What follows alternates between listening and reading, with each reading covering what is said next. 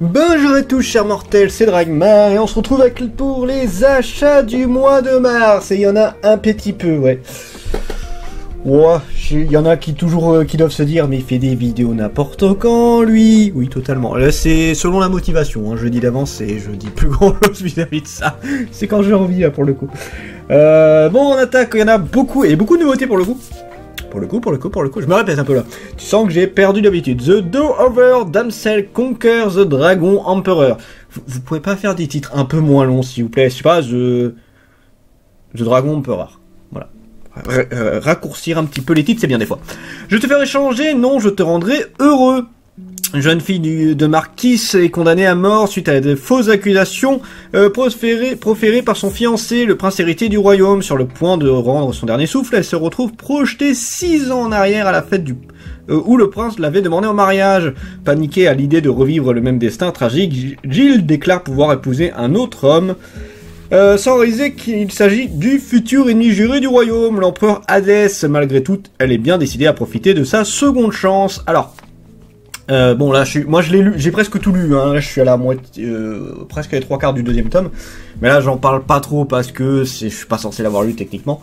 Je donne juste alors un petit truc, c'est que c'est très ressemblant avec Seven Time. Ça n'a rien à voir, mais il y a sur le scénario, sur les similitudes, il y a beaucoup de similitudes entre les deux. Une jeune fille qui revient à la vie parce qu'elle est morte pour X raisons, donc Seven Time c'est 5 fois, là c'est la première fois. Elle va se mettre avec la personne qui a foutu le bordel dans le pays. C'est avec le mec qui a foutu le bordel dans le pays qu'elle va se mettre. La fille, il y a quand même des ressemblances sur pas mal de traits également. Pas physiquement, hein, mais en tout cas sur le caractère, ce genre de truc-là. Et c'est quelque chose qui m'a fait assez rire. Encore une fois, c'est deux séries complètement différentes. Mais voilà, si vous avez aimé Seven Time Loops, allez-y, ça vaut clairement le coup. J'ai beaucoup aimé les 2 premiers tomes, là. Donc ça va être dur d'attendre la fin. D'attendre la suite Butareba ou l'histoire de l'homme devenu cochon. J'avais commencé l'animé et j'ai pas continué. C'est pas que j'ai pas aimé, c'est que il y avait trop d'animés pendant cette saison. J'ai pas réussi à tout faire. Il y en a plein que je voulais regarder, j'ai pas pu tout faire. Donc voilà, je dis bah tant pis. J'ai vu que le manga va arriver. Je fais allez, on zappe, on regardera le manga quand ça va arriver. Ou l'histoire de l'homme devenu cochon. À travers cette histoire, je n'ai qu'un seul message à faire passer. Faites bien cuire votre foie de porc, c'est tout. Vous voulez tout de même le manger cru, très bien, laissez-moi vous raconter, j'ai fini transformé en cochon. Je me suis venu après avoir mangé du foie de porc cru et à mon réveil j'étais changé au cochon dans un monde parallèle.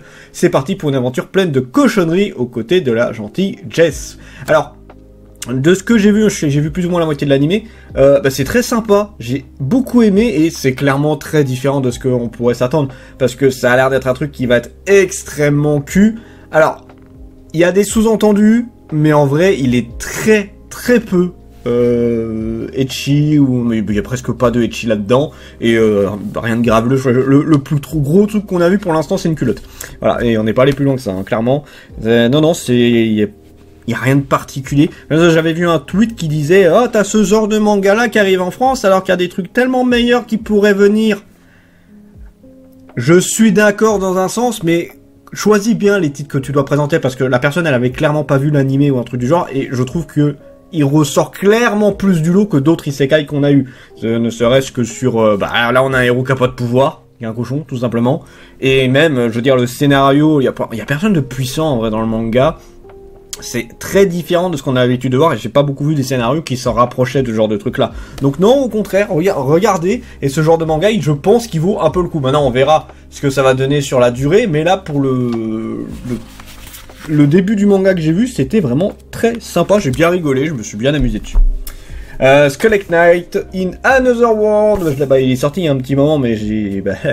Méane, comme d'habitude, qui met des plombs à arriver, ça n'a pas changé. Enfin si, je sais que ça s'est un peu amélioré Méane, mais il y a toujours des gros soucis de livraison, oui, je m'entends bien avec ma librairie. La librairie aussi, elle a un peu de mal avec Méane, en mode, c'est toujours le bordel, il manque toujours des choses, des fois c'est abîmé, des fois ça arrive très régulièrement en retard, Méane est très connu pour ça. Et que je rappelle, j'étais libraire et j'en ai bouffé des retards avec eux. Mais bon, ça reste une excellente série. On suit, c'est un isekai, un joueur du coup qui va se retrouver dans son personnage qui était un sorte de paladin archi mal, enfin c'est un mix de plein de trucs qu'il avait, et il va se retrouver dans un monde qui est totalement différent, mais avec son personnage et ses capacités.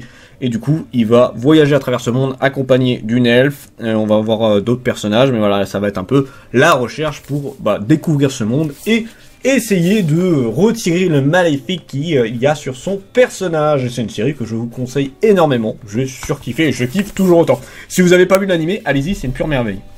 Alors... I'm in love with the villainess. Je sais pas si j'avais présenté les 2 premiers tomes de celui-là. Pareil, animé qui est sorti là il y a pas très longtemps. C'était la saison encore avant là qu'on avait eu.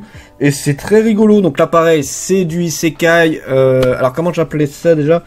C'est du Sekai Otome Game, voilà, c'est comme ça moi que j'appelle ça en tout cas, où en gros on a une jeune femme qui est extrêmement fan d'Otome Game, dont un en particulier qui a joué énormément, mais elle est pas, normalement c'est un jeu où voilà, tu dois draguer plusieurs princes, je crois qu'il y a trois princes différents, et c'est pas les 3 princes qui l'intéressent, c'est l'une des protagonistes, donc l'une des méchantes du jeu, où elle est follement amoureuse de ce personnage-là, et là du coup elle va se retrouver dans cet univers-là, et elle va essayer de...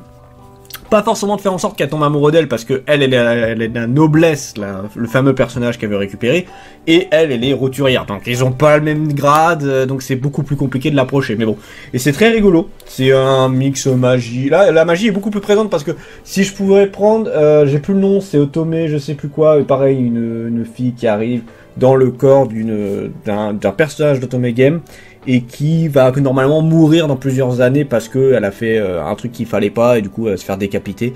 J'ai plus le nom, mais peut-être que ça va parler à certains. Ça ressemble, mais ça n'a pas grand chose à voir. Là, il y a beaucoup plus de magie, il y a beaucoup plus d'action. Je me suis beaucoup plus amusé sur celui-là et c'est complètement barré, mais c'est très sympa. Ah, alors lui, j'en attends beaucoup parce que le premier tome, j'étais pas convaincu du tout. Donc je me suis dit, on va quand même laisser d'autres chances. Donc j'espère que le deuxième tome sera plus sympa. Le bastion de l'alchimiste. Je me rappelle à peine. En plus, voilà, ok. Je viens de voir un truc qui a fini de m'achever sur la série. J'avais pas vu. Série en 3 tomes. Ça me donne envie de revendre le manga. Je pourrais même pas redire ce que c'était. Je sais que c'était un alchimiste qui va tomber sur plusieurs autres personnages. Je sais de mémoire, il y en a une qui est magicienne. On a plusieurs bestiaires. Et pourquoi j'avais pas aimé? Parce que c'était très fouillis. C'était pas méga intéressant, mais je me suis dit, il y a moyen que ça se développe. Et là, je vois que c'est terminé en 3 tomes. Je dis, waouh, vraiment, là, il n'y a aucune chance que ça se développe. Alors, il y en a qui vont dire que je suis méchant avec, mais non, clairement, une série qui commence aussi mal a peu de chances de devenir super cool. Un des rares cas que j'avais vu, c'est Mary Grave, qui est en 5 tomes. Clairement, la série aurait mérité de continuer beaucoup plus loin. Mais c'est très rare en général quand un manga, dès le premier tome, ça se passe pas bien pour toi, que le reste, ça peut arriver, hein, je dis pas le contraire. Mais en général, si le début est pas terrible pour toi, en tant que lecture, la suite c'est compliqué. Alors lui, je pense que ouais, ça va être compliqué pour moi. Là, je dis, le 3e tome, il me donne même pas envie de le lire. Je vais le lire, mais ça donne pas plus du tout envie. J'avais même pas fait gaffe. Après, c'est vrai que Komiku fait souvent des séries courtes. Du coup, Enamed Memory. Le résumé est un peu long. La sorcière de la lune d'azur et le prince maudit. En escaladant une tour mortelle, Oscar cherche le pouvoir de sa maîtresse, la sorcière de la lune d'azur. Il espère que son incroyable magie pourra briser la malédiction dont il souffre et qui tuera toute femme qui prendra pour épouse. Cependant, lorsque le prince découvre la beauté de Tinasa, en sachant qu'elle est assez forte pour survivre à sa malédiction, il lui demande sa main. Tinasa n'est pas très enthousiaste à l'idée, mais elle accepte de vivre avec Oscar au château royal pendant 1 an, tout en menant des recherches sur le sort jeté au prince. Le joli visage de la sorcière cache cependant plusieurs vies, de nombreux secrets qui commencent à refaire surface. Mon souhait en tant que champion est que tu descendes de la tour et que tu deviennes ma femme. Je sais pas ce que ça vaut, j'étais curieux. Vraiment, là, c'est par pure curiosité. En plus, c'est Manabook et c'est clairement pas la maison d'édition que je préfère parce que souvent, ils ont des séries que je suis pas fan du tout des séries de chez Manabook. Mais bon, peut-être qu'on aura une qui est pas trop mal pour le coup. Gate of Nightmare, du coup, une série en 2 tomes fait par Hiro Mashima, tout à fait. Le scénario, c'est Hiro Mashima et pour le dessin... Attends. Manga Yoshinori Matsu et le scénario Hiro Mashima. Square Enix, donc je suppose que le dessin a été fait par quelqu'un d'autre, du coup, là j'avoue que je suis un peu perdu, enfin bon. Bon voilà, c'est juste parce que c'est Mashima hein, que j'ai acheté le truc. Alors, une collaboration fantastique entre Hiro Mashima, Fairy Tail, Eden Zero, et Square Enix Final Fantasy Dragon Quest. Ok, c'est un mix des deux. Depuis fort longtemps, le monde abrite des nightmares, des monstres terrifiants qui prennent la forme de cauchemars des humains. Emma, une jeune fille devenue Nick Walker, des aventuriers qui utilisent le pouvoir de ces monstres pour les combattre, tombe sur un mystérieux garçon nommé Hazel. Ce qu'elle ignore, c'est qu'elle rencontre va marquer le début d'une fabuleuse épopée. Alors, c'est en 2 tomes, hein, donc pour un truc de fantasy, ça va être compliqué de faire quelque chose d'exceptionnel, mais bon. Voilà, je me suis dit pourquoi pas, on va regarder ce que ça vaut, je trouve que ce sera pas ouf. Mais encore une fois, je le dis, hein, c'est juste parce que c'est Mashima, hein, sinon je l'aurais clairement pas acheté. The Boggle Call, et c'est lui qui a résumé de malade, je me suis dit l'autre il a un gros résumé, non, lui c'est clairement long. Allez, on attaque. Lucas, orphelin recueilli par le chef d'un groupe de mercenaires, n'est pas comme les autres. Ça me fait penser à Vinland Saga, dès que je vois le début. Une branche pousse sur son crâne. Ah bon? Ah oui, effectivement. Et il peut avoir les sons matérialisés par des traits de lumière, le seul à lui parler sans crainte, et son père adoptif, aussi fin stratège qu'impitoyable au combat. À 14 ans, Lucas a déjà vu assez d'horreur pour une vie en tant que clairon, et de tous les affrontements transmettant les ordres via son instrument. En réalité, il n'a qu'une envie, échapper à ce quotidien fait de violence pour devenir musicien. Seulement la bataille qui s'annonce pourrait être sa dernière. Cette fois, il doit prendre les armes et surtout, parmi ses opposants se trouvent d'autres branchus dotés de divers pouvoirs surnaturels.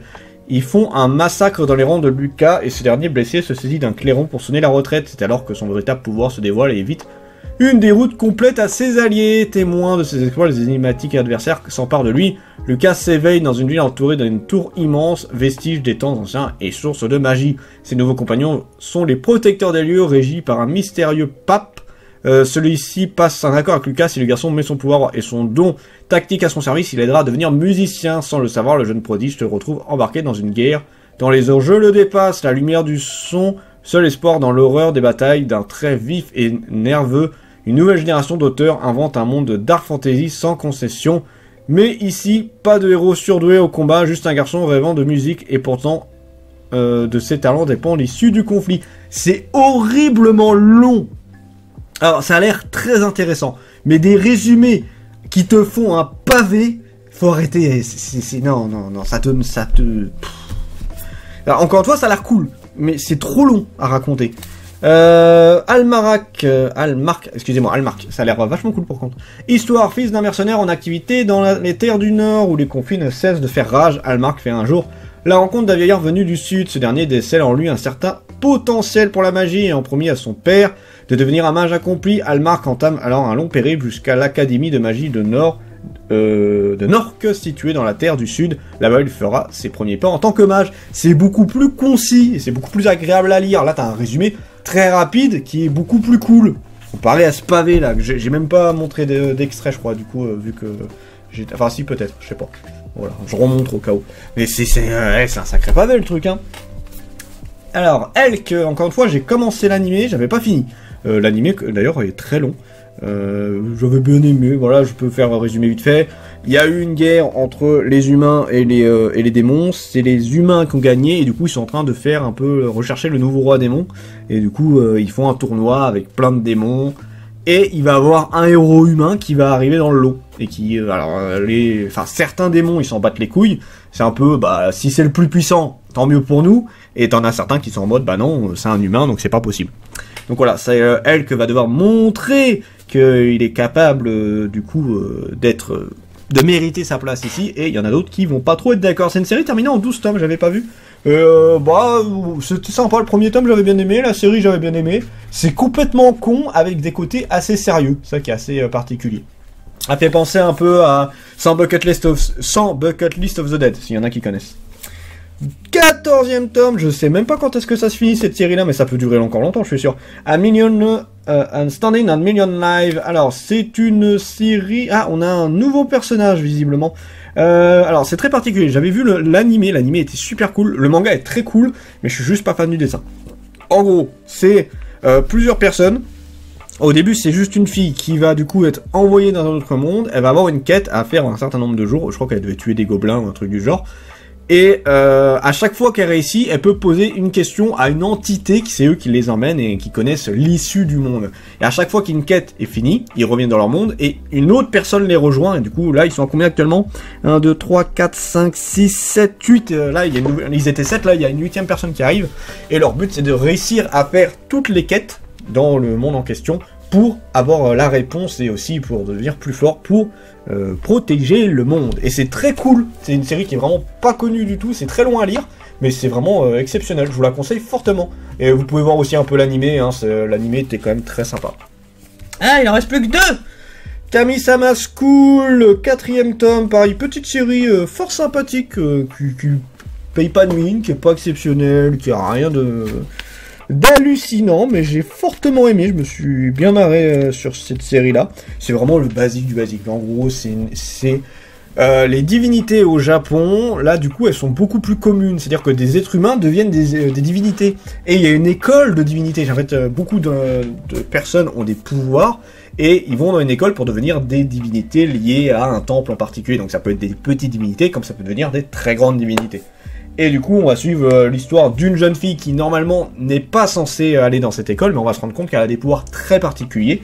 Et du coup, elle va faire son petit bonhomme de chemin pour réussir à faire ce qu'elle est censée faire. Encore une fois, c'est très sympathique. Et on finit avec un light novel. Oui, c'est pas courant, hein, mais c'est clairement le seul light novel que je lis. Peut-être que j'en lirai d'autres, un de ces 4, mais là actuellement c'est le seul que je lis. Attends, je regarde un petit peu. Ah, il y a l'air d'avoir des beaux trucs là-dessus. Il y a le manga aussi hein, qui est sorti, lisez le manga est super cool. Et bah moi j'attends avec impatience également qu'on ait potentiellement un animé, ça serait un très bon animé moi je pense d'ailleurs ce truc là. Minogra c'est quoi? C'est un jeune garçon qui était alité à l'hôpital pendant des années parce qu'il avait une grave maladie. Et à un moment donné, il va en claquer, je crois qu'il avait 18 ans quand il claque de sa maladie. Sauf que pendant son hospitalisation, il jouait non-stop à un jeu en particulier, qui est un peu un mode civilisation, mais mode Warcraft, c'est donc avec plusieurs races et tout. Et en fait, c'était le meilleur du monde, hein, il était classé numéro 1 mondial sur le jeu. Et en mourant, il va se retrouver pas tout à fait dans ce monde-là, mais en tout cas dans un univers qui utilise les bases de ce jeu. Et du coup, bah, il va créer sa civilisation à partir de zéro avec des elfes noirs. Et du coup, voilà, ça va être un rapport avec tout ça. Ça va être des alliances, ça va être des combats, ça va être plein de trucs. C'est vraiment super. Alors là, pour le coup, c'est le light novel. Donc c'est un roman hein, très très long à lire. Mais si vous voulez commencer soft, allez-y avec le manga, c'est vraiment excellent. Et si vous aimez les light novels, allez-y, c'est super. Et voilà, sur ce, c'était Dragmar. Et je vous dis à la prochaine, chers mortels.